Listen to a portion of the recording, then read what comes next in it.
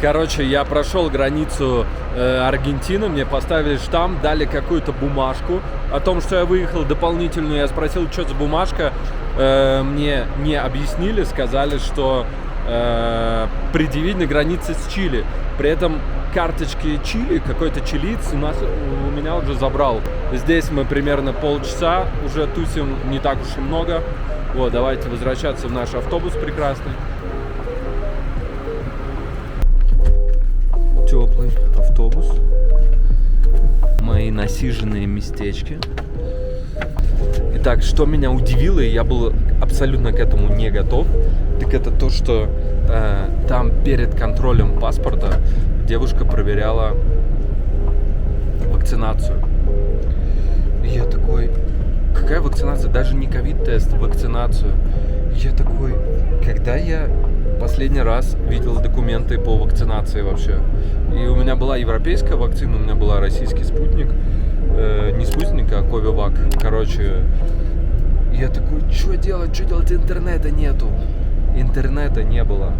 Ну и я нашел ей какой-то просто сертификат с госуслуг. Слава богу, у меня был с QR-кодом, на котором написано по-русски мое имя и дата рождения. Она не поленилась, достала телефон и отсканировала код. Конечно же, там высветился красным цветом, что срок действия сертификата истек. Она говорит, ну и что это такое? Такая показывает, ну и что это?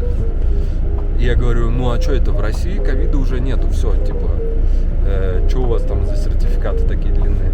Я говорю, у меня много. Она говорит, сколько доз? Я говорю, 3 дозы. 2 и 1 шлифанул. Впрочем, это правда. Я делал себе вакцину, и были 2 дозы российской и 1 доза европейской. Вот, она говорит, все, окей. Ладно, проходи. И я прошел. Вот такой вот небольшой туалет в местном автобусе качает просто жестко по этим серпантинам. Места нет, это вам не самолет 787. Но и не такой стрёмный туалет, как, например, в автобусах классного люкс-экспресса.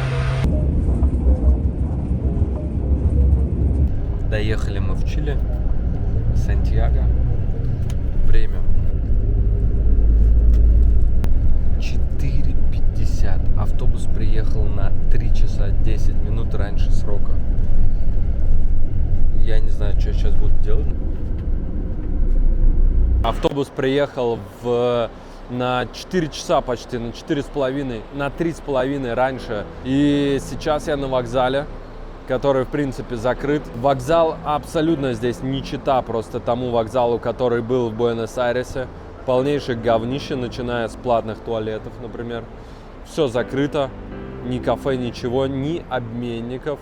Мне просто не обменять сейчас бабки. Вот есть банкомат, который сдирает огромную комиссию за снятие, 8,5 тысяч чилийских песо, и у меня нет интернета. У меня нет местной валюты, ни копейки, у меня нет интернета, мне негде обменять, можно только снять с огромной комиссией. И я вот не знаю, я уже здесь полчаса почти тусуюсь, я не уверен, стоит ли мне выходить сейчас в ночи здесь за городом куда-то просто пешком искать, у меня даже интернета нет. Или мне стоит здесь еще потусоваться какое-то время, а там уже видно будет, когда будет светлее. Плюс еще холодно, а я в футболке, люди в куртках. Что ж, решил я не сидеть долго на вокзале с платными туалетами, а попробовать испытать удачу вовне. Кстати, в Аргентине, например, все туалеты бесплатны. Подошел я сначала к 2 таксистам с просьбой обменять мне $100 на местные песо. Они зарядили абсолютно нечеловеческий ценник, запросив почти 30% комиссии. Неподалеку стояли копы на мигалках, я пошел к ним и на языке жестов объяснил, что мне нужно обменять баксы на местные валюту. Они меня поняли, но сказали: жди, дружище, через 3 часа обменники откроются. Это меня не устроило, и один из копов придумал отвезти меня в отель Ибис неподалеку. Но перед этим сказал, что лучше, дружок, не подходи к таксистам здесь с такими просьбами. Обманут, разведут и еще и ограбят. Что ж, деньги в отеле мне не обменяли, но полчасика с Wi-Fi я там потусил. а как посветлело, двинулся в путь. После каждого выходящего или заходящего человека вот этот охранник-мордоворот закрывал металлические рольставни на входе. Я такого в жизни ни разу не видел. Зашел я в отель, там рядышком с вокзалом, посидел там, потусил с бесплатным Wi-Fi, купил себе симку, раздобыл интернет, денег не раздобыл, обменников нет, банкоматы хотят 9000 песо. Комиссия это почти $9. Почти, точнее, $11. Короче, больше $10 банкомат хочет. Я не снял. Таксисты вообще охреневшие. Они хотят 25 000 песо. Нормальные обменники не открываются раньше 10, а время по-прежнему еще 6:30 только. Плюс ко всему, не удалось вызвать такси. Здесь работают карты, но такси вызвать нереально. Тут ехать всего 10 минут. Такси хочет Uber что-то в районе $30. Cabify хочет $7, но не приезжает за 20 минут. На улицах дико грязно, просто невероятно грязно. И это центр, это в Гугле обозначено оранжевыми метками. Это просто трэш какой-то. Здесь воняет саниной, какие-то непонятные трущобы, не трущобы. Это центр столицы Чили. О, просто вау. Это трэш. Кто говорил, что Аргентина хуже Чили?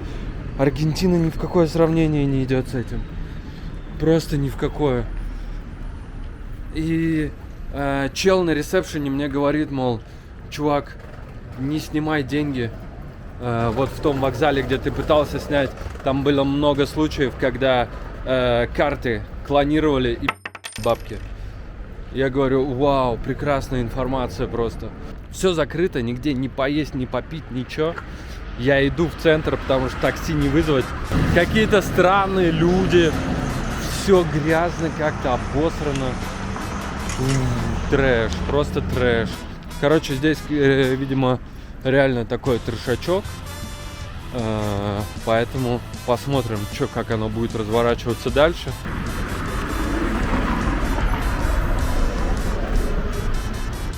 При этом по соседству вот такие прекрасные вокзалы старые. Дома бездомных вот так по дороге просто. Куча мусора. У меня есть ощущение такое, что Мендоза это просто рай на земле по сравнению с этим местом. А это столица, главный проспект Сантьяго. Как так? Какой-то очевидный новострой вот здесь у нас. Атмосферка, ну такая,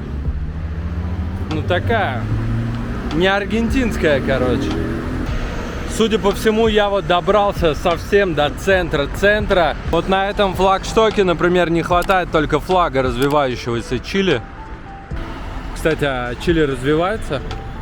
Я понимаю, что это вообще не репрезентативно, но пока что впечатления такие, что ну здесь просто помойка какая-то. Везде под ногами, на стенах. Может быть, под ногами она появилась во время праздника, да? Там Новый год, что здесь справляли. Но на стенах она уже очевидно давно. Парк прекрасный, куда не пускают. Ходит какой-то военный челик. Все исписано граффити, расклеено какими-то непонятными объявлениями. Просто все. И это на главной улице. Прикиньте, в Москве на Тверской такое. Просто все в стены в каком-то говне. Ну вот хотя бы такой вот кал был бы. Но вот это, что это вообще? Даже вот такие вроде как красивые здания тоже списаны. Да, Сантьяго – город контрастов.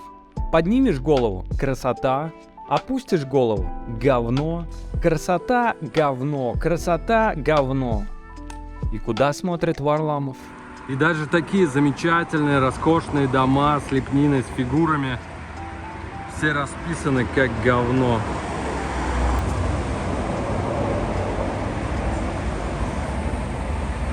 Внезапно на улицах Сантьяго обнаружен Ленин. Видимо, его здесь поддерживают. Это самый центр, рядом Министерство обороны, вот то здание, а здесь уже все в граффити. И внезапно обнаружено чисто питерское здание с таким вот чисто питерским цветом. Может быть, окна не совсем питерские сверху, но в целом цвет и здание прям как в СПБ. Здание университета Чили. Главного университета, как МГУ.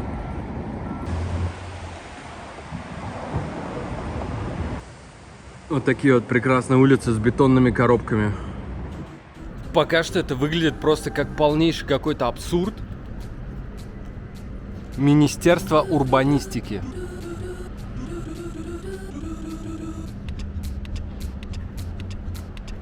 И вот эти бетонные коробки стрёмные. Все в граффити вокруг. Ну, очевидно, министерство справляется со своими обязанностями не очень. Либо здесь такой урбанизм. Starbucks, до которого я шел 5 километров пешком. В гугле написано единственный Starbucks в Сантьяго круглосуточный. Он что? Он не работает. Только что передо мной прямо упал телефон. Видимо, его кто-то выбросил, да?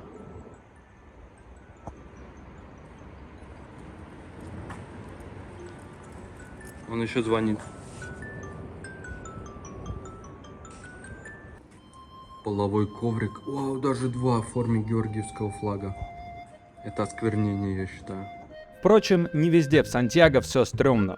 Мой отель располагался в не самом плохом районе, поэтому сначала я кайфанул глазами, потом насладился душем и завтраком, настроение поднялось и, пока некоторые еще спали, пошел гулять.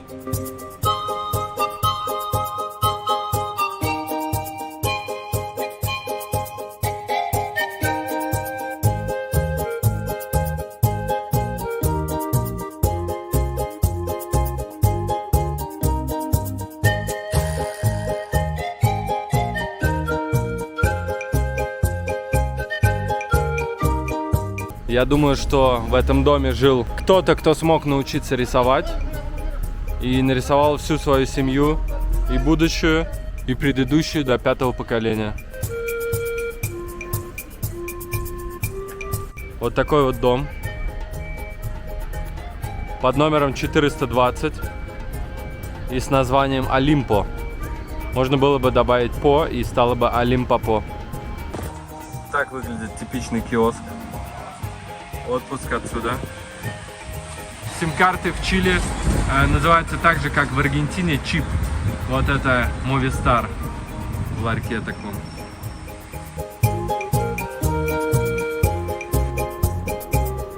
Вот такой вот роскошный просто видон на 25 этаже. Вот та башня считается обзорной башней для этого города. И то есть вы можете купить билет, пойти на ту башню, заплатить кучу денег и смотреть город. Но жилье, вот это, оно такой же высоты практически. Практически такой же высоты, видно просто все. Итак.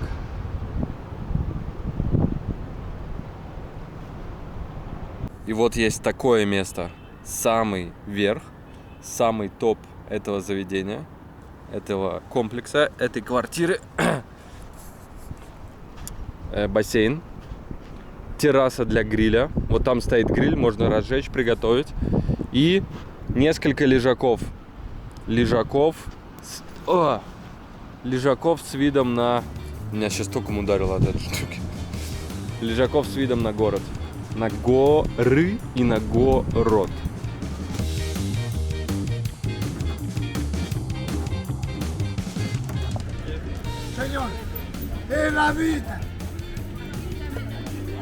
Пацаны моют стекла машин на светофоре.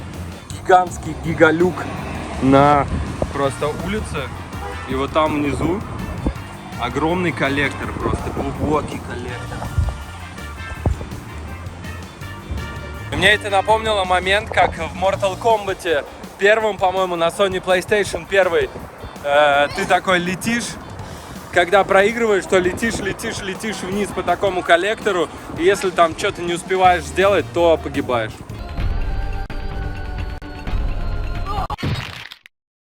Вот так в Чили выглядит переход, и бежит человечек так плавно, что будто здесь FPS 50-60. Нет, ну, красивые открыточные здания музеев, молочные реки с кисельными берегами и целых 1,5 чистых улицы в туристическом центре Сантьяго – это, конечно, хорошо. Но хочется какого-то экшена, поэтому я пробую перейти на ту сторону. Вот такой вот просто переход. Переход на ту сторону.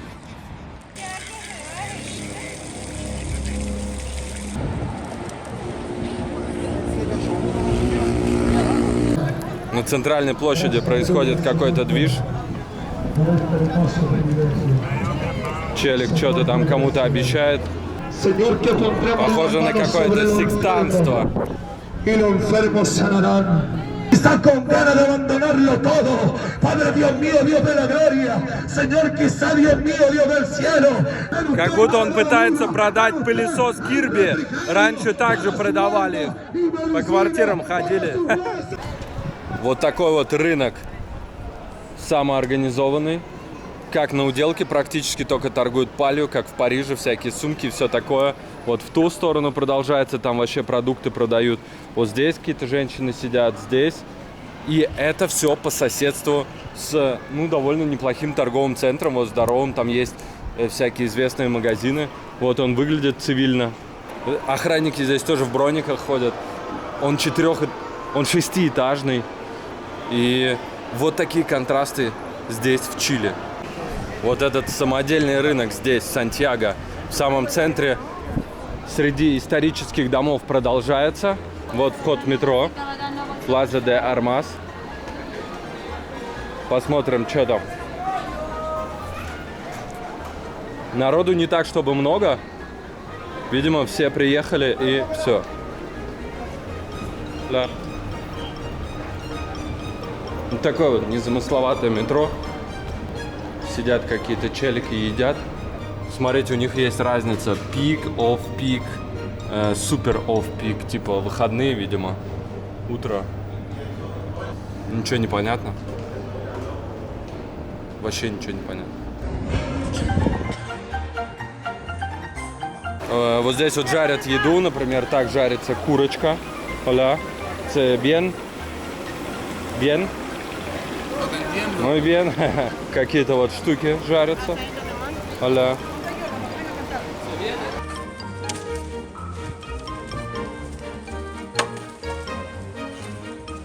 Вот ведь так близко, да? А под пакетом прорвать не могут.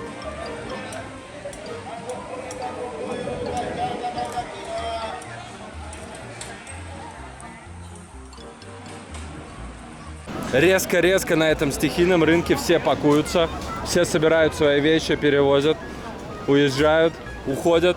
Потому что, почему? Потому что вот там вдалеке идут копы. Стихийный рынок резко, смотрите, собирается. Все сразу резко уходят, потому что где-то там менты.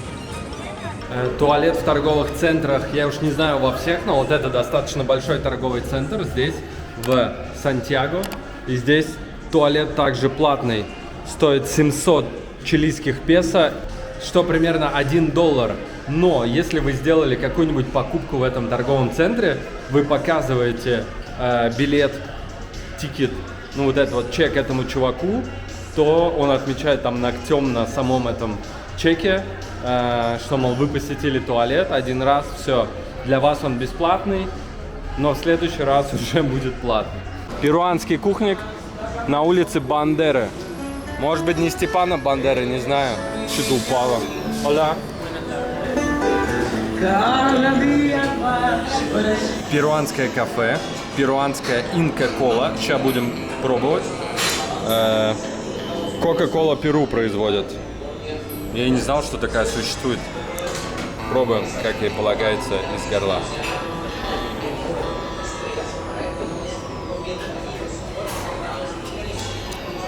Это знаете, на что похоже? На Iron Brew. Вот был Iron Brew в России, чисто он. Я думал сейчас, на что похоже? Такой вкус, совсем не кока-кольный, такой чисто приторный, сладкий вкус, немного терпкий. Нормальная порцайка. Национальное блюдо, фастфуд блюдо, я так понимаю, Перу. Реклама Таро. Лечит от импотенции сексуальной. Что-то еще дает. Короче, обращаемся, ребятки. Номерок вот, WhatsApp. Все, от всего баба Глаша вылечит. Hi, hello. Вот так вот идешь вроде, смотришь вокруг и не то чтобы прям трэш полный, хотя местами трэш, конечно, но бедненько. Даже по сравнению с Аргентиной бедно. Ну вот если не брать в расчет такие вот дворцы. И сейчас мне пришла в голову просто мысль узнать, а какая средняя зарплата здесь, в Чили, именно в Сантьяго. И по разным источникам зарплата в районе $2000 в месяц. Средняя. $2000 в месяц. Охренеть. Ну, то есть это не то чтобы дофига, но это больше, чем в России, в 2 раза почти. А при этом жизнь здесь, ну здесь реально грязь, граффити, бедность. При этом в ресторанах, да, цены европейские практически. Странно. $2000 в месяц, там и больше пишут. А минимальная, точнее средняя зарплата в час в районе $7. Там сколько-то песо, я помню, $7 в час. Это как в Америке. И при этом есть вот, к сожалению, люди, которые ищут себе, набирают, вы видели, набирают еду просто с помойки. Не совсем понятно. Потому что в Америке $7 в час – это зарплата, которая, ну, может быть, сейчас ее подняли, но раньше, вот если ты устраиваешься куда-нибудь в Макдональдс, там хаускипером, еще куда-то, там вроде как минимальная зарплата была что-то в районе 7, 8, 9 долларов, я не помню, ну, несколько лет назад, по крайней мере. А здесь Латинская Америка.